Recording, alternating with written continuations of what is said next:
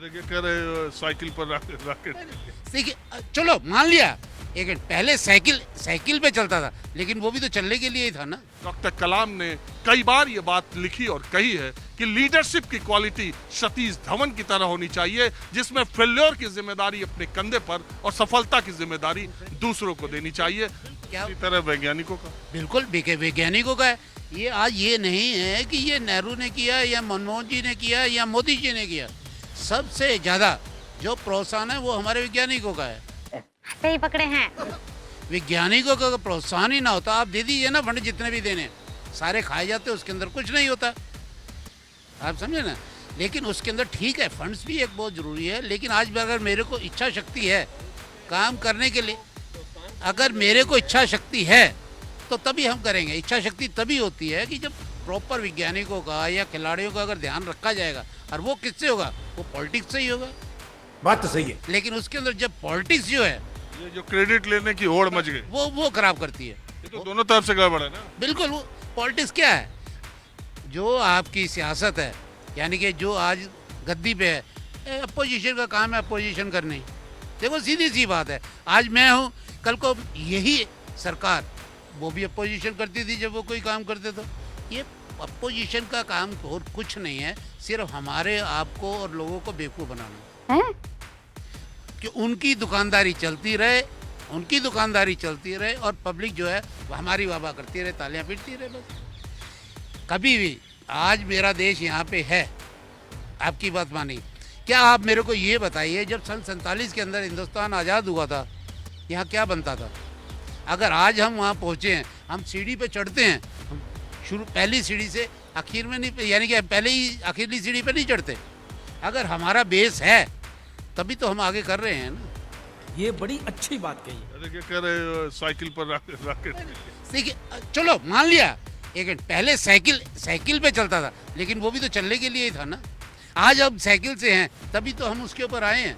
अगर हमारे पास पहले साइकिल ही नहीं थी, हमारे देश में पहले साइकिल ही नहीं बनती थी, इंग्लैंड की या बाहर की थी। आज साइकिल छोड़ के आप ये बताइए क्या नहीं बन रहा, लेकिन सीढ़ी दर सीढ़ी बनता गया। समझ रहे हो? ये नहीं कि मैं कोई जी मैंने आज मेरे पास घर साइकिल नहीं बन रही और मैंने बना दिया हवाई जहाज। जब मेरे पास साइकिल तो है नहीं, तो फिर तो हमारा तो वही हो जाएगा जो हम पाकिस्तान कह रहे हैं कि हाँ जी ठीक है, हिंदुस्तान में कुछ नहीं, हमारे यहाँ आके देखो जी, हम तो खुशहाल हैं। चलिए ठीक है, तो मैं जरा एक किस्सा भी आपको सुना देता हूँ। तो रुको जरा। कि इसरो के अध्यक्ष थे सतीश धवन। श्रीहरिकोटा का जो स्पेस सेंटर अभी है, जहां से चंद्रयान 3 प्रक्षेपित किया गया था, उसका नाम सतीश धवन स्पेस सेंटर है।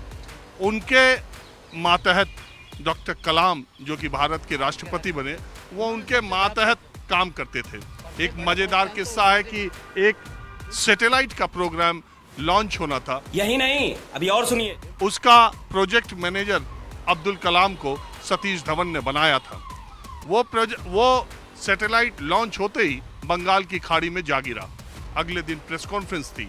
वो जो प्रयास था वो असफल हुआ। सतीश धवन ने अपने कमरे में डॉक्टर कलाम को बुलाया और उनसे उन्होंने पूछा कि कहाँ गड़बड़ी हुई। उन्होंने बताया ये गड़बड़ी, बोले प्रेस कॉन्फ्रेंस है, संवाददाता इंतजार कर रहे हैं, हमें इसका जवाब देना है, आओ प्रेस में बैठते हैं।